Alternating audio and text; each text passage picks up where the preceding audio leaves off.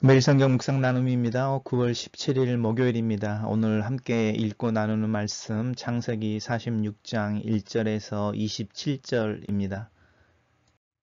본문을 읽습니다. 이스라엘이 모든 소유를 이끌고 떠나 브엘세바에 이르러 그의 아버지 이삭의 하나님께 희생 제사를 드리니 그 밤에 하나님이 이상 중에 이스라엘에게 나타나 이르시되 야곱아 야곱아 하시는지라. 야곱이 이르되 내가 여기 있나이다 하매 하나님이 이르시되 나는 하나님이라 내 아버지의 하나님이니 애굽으로 내려가기를 두려워하지 말라.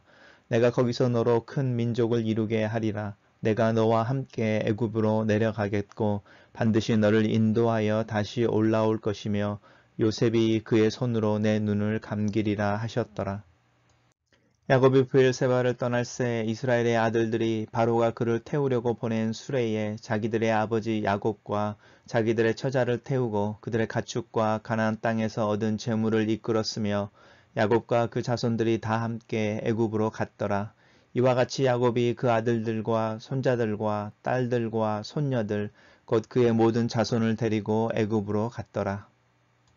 애굽으로 내려간 이스라엘 가족의 이름은 이러하니라. 야곱과 그의 아들들 곧 야곱의 맏아들 르우벤과 르우벤의 아들 한옥과 발루와 헤스론과 갈미요 스몬의 아들 여무엘과 야민과 오핫과 야긴과 스할과 가나안 여인의 아들 사울이요 레이의 아들은 게르손과 그핫과 무라리요 유다의 아들 곧 엘과 오난과 셀라와 베레스와 세라니 엘과 오난은 가나안 땅에서 죽었고 베레스의 아들은 헤스론과 하물이요 이사갈의 아들은 돌라와 부아와 욥과 시므론이요 스불론의 아들은 세렛과 엘론과 얄르엘이니 이들은 레아가 밧단 아람에서 야곱에게 난 자손들이라. 그의 딸 디나를 합하여 남자와 여자가 30명이며 가세의 아들은 시본과 학기와 수니와와 에스본과 에리와 아로디와 알렐리요 아셀의 아들은 임나와 이스와와 이스위와 브리아와 그들의 누이 세라며 또 브리아의 아들은 헤벨과 말기엘이니 이들은 라반이 그의 딸 레아에게 준 실바가 야곱에게서 낳은 자손들이니 모두 16명이라. 야곱의 아내 라헬의 아들 곧 베냐민 요셉과 베냐민이요 애굽 땅에서 온의 제사장 보리베라의 딸 아스낫이 요셉에게 낳은 므낫세와 에브라임이요 베냐민의 아들은 곧 벨라와 베겔과 에스벨과 게라와 나아만과 헤이와 로스와 문빔과 훈빈과 아르시니 이들은 라헬이 야곱에게서 낳은 자손들이니 모두 14명이요 단의 아들 후심이요 납달리의 아들 곧 야스엘과 구니와 에셀과 실렘이라. 이들은 라반이 그의 딸 라헬에게 준 빌하가 야곱에게서 낳은 자손들이니 모두 7명이라. 야곱과 함께 애굽으로 들어간 자는 야곱의 며느리들 외에 60명이니 이는 다 야곱의 몸에서 태어난 자며 애굽에서 요셉이 낳은 두 아들은 2명이니 야곱의 집 사람으로 애굽에 이른 자가 모두 70명이었더라. 오늘 본문은 3개의 단락으로 나누어져 있습니다. 요셉의 초청을 받은 야곱이 애굽으로 이주에 들어가는 장면을 묘사하고 있습니다. 첫 번째 단락입니다. 첫 번째 단락은 야곱을 이스라엘이라는 이름으로 부르고 있습니다. 우리가 어제 봤던 본문에서도 계속 이스라엘이라는 이름으로 야곱을 이야기하고 있는데 특별히 하나님과의 약속의 어떤 언약의 상징인 야곱의 이름을 이렇게 이스라엘이라고 부르면서 특별한 이 이주의 상황, 긴박하면서도 이렇게 불확실한 어떤 상황 속에서 하나님의 약속을 드러내는 어떤 표현으로서 야곱의 이름이 이스라엘로 불리고 있는 부분을 볼 수 있습니다. 브엘세바라는 곳에 이르렀는데 이 브엘세바라고 하는 것은 가나안의 이제 최남단 도시라고 생각하시면 됩니다. 그래서 브엘세바를 떠나면 가나안 땅을 떠나는 게 되는 거니까 가나안 땅을 떠나기 바로 직전에 그의 아버지 이삭이 하나님께 희생제사를 드렸다. 이렇게 이야기하고 있습니다.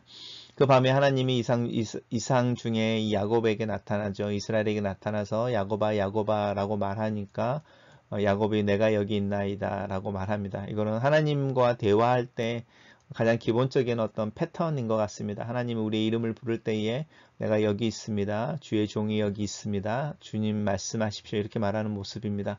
이야기할 때에 하나님이 하시는 이야기의 내용은 첫 번째는 나는 내 아버지의 하나님이다 라고 말하면서 내려가는 것을 두려워하지 말라 라고 말합니다. 그러면서 내가 너와 함께 애굽으로 내려가겠다라고 말씀하고 계십니다.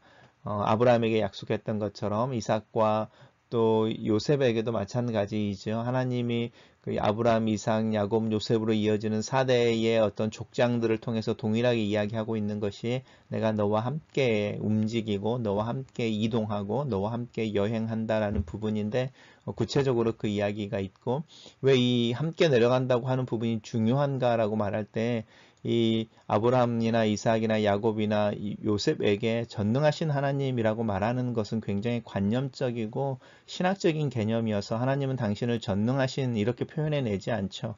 더구나 이제 그 다신론의 상황 속에서 그 특별히 하나님이 전지전능하시다라는 부분을 어떻게 묘사하고 있냐면 나는 여행을 하는 신이다 이렇게 묘사하고 있습니다. 여행을 할 줄 아는 신이라는 이야기는 각 지역과 장소에 또 마을마다 그것을 이렇게 통제하고 그 지역을 관할하는 신들이 있는데 그 신들을 통과하는 거잖아요. 그 신들이 정해져 있는 머물고 있는 땅을 지나간다는 이야기는 그 신보다 더 강한 어떤 신이라는 이야기를 하고 있으니까 여행할 줄 아는 신으로서의 하나님 이야기를 하면서 전능하신 이런 하나님에 대한 이야기를 사실은 하고 있습니다. 그래서 큰 민족을 이루게 한다는 것과 다시 돌아오게 할 것이다 라고 말하는 사실 아브라함에게 약속했던 15장에 나오는 내용이 다시 이렇게 반복되어지고 있고 특별히 이제 130세의 요셉 이게 130세의 야곱에게 어쩌면 최고의 축복일 수 있죠. 네가 제일 사랑하는 그 아들이 네 눈을 감기게 한다라는 부분인데요. 이 부분은 야곱에게도 굉장한 축복이고 또 요셉에게도 굉장한 축복인 것 같습니다. 우리 민족의 정서에도 부모의 죽음을 지켜볼 수 있는 것이 또 그 자리를 지킨다라는 것이 자녀들에게 큰 축복인 것처럼 요셉에게 그 이야기가 되고 또 야곱에게 위로의 말씀으로 전해지고 있습니다. 단락을 요약해 보겠습니다. 저는 단락을 야곱은 브엘세바에서 하나님께 예배하고 하나님은 야곱과 함께 하심에 대한 약속과 큰 민족을 이루어 애굽을 떠나게 될 것을 약속하고 계신다. 로 요약했습니다. 두 번째 단락입니다. 두 번째 단락은 그냥 되게 간략하게 이제 떠났다라고 이야기하는 겁니다. 그래서 야곱이 브엘세바를 떠날 때에 이스라엘이라고 계속 이야기하죠. 이스라엘이 야곱의 아들들이 수레에 아버지 연로하신 아버지와 또 자기의 처자들을 태우고 가족과 재물들을 가지고 다 떠났다라고 말합니다. 야곱이 그의 손자들과 딸들과 손녀들과 또 이 아들들과라고 말하면서 모든 자손을 데리고 떠났다라고 말하고 있습니다.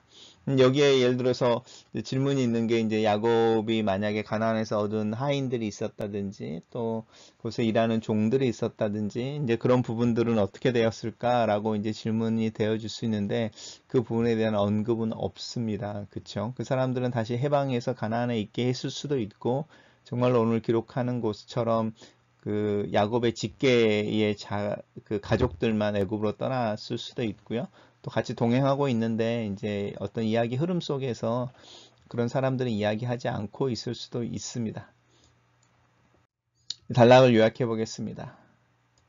전 단락을 굉장히 그냥 단순하게 요약했는데 야곱과 그의 아들들은 브엘세바를 떠나 애굽으로 들어간다. 세 번째 단락은 애굽으로 내려간 이스라엘의 가족들 이렇게 말해 야곱의 가족들의 리스트가 나오고 있습니다. 요셉과 요셉의 두 아들을 포함해서 총 70명인데 그 70명의 이름들이 나오고 있습니다. 맏아들인 루벤의 이야기가 나오고 그 다음에 시므온이 나오고요. 그 다음에 레위가 나오고 유다는 우리 다말과 관련되어졌던 이야기들이 나옵니다. 엘가오나는 가나안 땅에서 죽었고 라고 말하면서 그 다음에 베레스 이야기가 나오고 있는데 베레스와 그 세라의 이야기는 혹시 기억나실지 모르겠습니다. 둘이 쌍둥이였는데 세라가 먼저 이렇게 손이 나와서 그 손이 나오는 부분에 이렇게 삼파가 이렇게 빨간 헝겊을 묶어줬더니 손이 들어가고 그 다음에 베레스가 나왔다 이렇게 이야기하는 부분 기억하시죠? 첫 번째 부분에서는 이제 레와와 야곱 사이에서 태어난 자손들에 대한 이야기를 하면서 총 33명이다라고 말하고 있습니다. 그 다음에 이제 나오는 게 이제 레아의 하녀였던 실바와 야곱 사이에서 낳은 자손들의 이야기가 나오는데 16명 이야기가 나오고 있고요. 그 다음에 이제 야곱의 아내 라헬이라고 말하고 있죠. 이 표현도 한번 살펴보시면 좋겠습니다. 이렇게 야곱의 아내 라헬이라고 말해서 라헬이 4명의 그 야곱의 부인들 중에 이렇게 첫째로 이렇게 정부인으로 이야기하는 것 같은 정부인을 이야기하고 있죠. 그래서 요셉과 베냐민 이야기를 하고 있고, 이 요셉의 부인을 이야기할 때 항상 온의 제사장 보라베라의 딸 아스낫이라고 표현되어지는 부분도 흥미로운 부분 중에 하나입니다. 므낫세와 에브라임 이야기를 하고 있고요. 베냐민의 이야기가 나오면서 모두 14명이었다. 그리고 이제 라헬의 하녀였던 이제 비라와 야곱 사이에서 낳은 자녀들이 7명 이렇게 이야기를 하고 있습니다. 그래서 총 70명이었다 이렇게 이야기를 하고 있는데 실제로 보면 더 됐죠. 왜냐하면 이 야곱의 며느리라고 말하는 부분들이 포함되어져 있으니까요. 우리가 말하는 70명이라고 하는 사람들은 이제 남자들의 숫자만 70명이라고 이야기하고 이들을 통해서 이제 12부족의 이야기가 나오니까 그래서 이제 오늘 본문에서 나오지 않은 것처럼 제가 두 번째 단락을 이야기하면서 잠깐 나눴던 것처럼 사실은 뭐 종들이 있을 수도 있고 또 하인들도 있을 수도 있고요. 그러니까 딱 70명이 애굽으로 들어갔다 이렇게 생각하지는 않으시면 좋겠고요. 이제 남자라고 말하는 12부족이나 말하는 12지파의 핵심이 되어지는 그 남자들을 중심으로 70명이었다. 이렇게 이야기할 수 있습니다. 단락을 요약해 보겠습니다. 저는 이 단락을 애굽으로 내려간 야곱의 식구들은 남자들을 중심으로 카운트할 때에 모두 70명이었다. 이렇게 요약했습니다. 묵상 포인트입니다. 가나안의 땅 최남단 브엘세바에 이른 야곱은 하나님께 제사를 드린다. 야곱은 자기 인생의 결정적인 순간마다 하나님을 찾았다. 하나님은 야곱이 형 에서의 위협을 피해 삼촌 라반을 향하여 떠나가던 광야에서 맨 처음 나타나셨을 때 하셨던 약속을 야곱에게 상기시켜주고 있다. 하나님이 야곱과 함께 애굽으로 가신다. 아브라함을 부를 때 하셨던 약속이다. 하나님의 임재는 추상적이지 않고 관념적이지도 않다. 하나님은 지금 나의 현장 여기에 계신다. 함께 하신다. 이 하나님의 임재의 약속이 내 삶을 지탱하는 기초가 된다. 내 안에 이 하나님이 함께 하시는 것에 대한 의식이 깊어지고 또 자연스러워지기를 기도한다. 하나님은 130세의 야곱에게 평안한 죽음과 후손들이 큰 민족이 될 것에 대한 약속과 그들의 애굽을 떠나 다시 약속의 땅으로 들어가게 될 것에 대한 즉 출애굽에 대한 약속을 하고 계신다. 이 모든 것이 할아버지인 아브라함으로부터 기인한 것이다. 내 개인의 삶을 하나님이 일하시는 관점에서 이해할 때 오래전부터 흘러오는 하나님의 약속을 이해하게 된다. 복음이 나에게 흘러온 것은 은혜이며 이 복음이 나를 통해 계속 흘러가야 한다. 나의 자녀들에게 또 함께 교회를 이루는 교우들에게 이 하나님의 은혜와 복음이 흘러가야 한다. 두 번째 묵상 포인트입니다. 믿음은 마지막까지 그 발걸음을 멈추지 않는 것이다. 브엘세바를 떠나야 할 때가 있다. 가나안이 약속의 땅이지만 그 약속의 땅을 떠나야 할 때가 있다. 물론 약속을 의미하고 하나님의 축복을 의미하는 곳이지만 그곳을 떠나는 것 또한 믿음일 때가 있다. 오래전에 밴쿠버를 떠나 시골로 이주해 갔던 때가 기억난다. 주변의 모든 사람들이 밴쿠버를 떠나 어떻게 살아갈 것인지 또 어떻게 밴쿠버로 다시 돌아올 수 있을지의 염려를 나눠줬다. 그렇게 내 인생은 밴쿠버를 떠났고 지금 오타와에 있다. 시간이 흐르는 중에 하나님의 섭리는 내가 이해할 수 없지만 때로는 떠남을 이야기하는 순간이 있다. 꼭 지역이나 물리적 장소를 떠나는 것 말고 지금 하나님이 나에게 하나님의 섭리와 인도하심을 신뢰함으로 떠나기를 원하는 브엘세바 같은 것이 있을까? 바로의 수레처럼 하나님이 준비하신 것에 대한 믿음과 고백을 쉬지 않고 그것을 붙잡고 오늘 하루 떠나야 하는 것은 무엇일까? 마지막 묵상 포인트입니다. 애굽 이주, 애굽 이민 1세대들의 이름이 기록되어져 있다. 나도 시간이 지나면 후손들에 의해 이렇게 기록되고 기억될까? 그들은 캐나다로 이주해온 내 삶에서 어떤 것을 보며 어떤 것을 기념할까? 출애굽기에서 이 70명의 이름이 12지파의 이름으로 다시 등장한다. 거대한 민족이 되어 애굽을 떠나는 모습은 하나님의 계획하심이 있고 그것을 이루신다는 증거이다. 오늘 하루가 하나님의 약속과 섭리에 대한 신뢰로 애굽으로 걸어가던 야곱의 식구들의 발걸음이 되기를 원한다. 글로 쓰는 기도입니다. 내 삶에 하나님의 섭리와 인도하심이 있음을 고백합니다.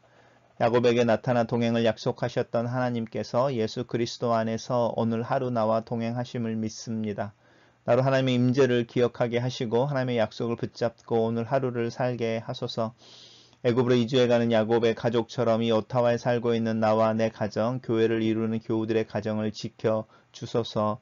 힘들고 어려울 때 야곱처럼 예배하는 자로 하나님의 얼굴을 찾게 하시고 두렵고 떨리는 상황에서 하나님을 찾을 때에 야곱에게 나타나셨던 것처럼 우리에게 나타나서 약속을 주시고 또 위로와 격려를 주시옵소서. 70명의 숫자가 수백만의 민족으로 성장하고 또 그 약속의 땅으로 인도해 가실 하나님을 믿습니다. 내 삶에서 일하시고 내 가정과 교회 속에서 일하시옵소서. 하나님께서 우리의 삶의 터전이 되시고 우리가 하루를 살며 또 쉬며 일할 수 있는 그 터전인 것을 믿고 감사합니다. 아멘.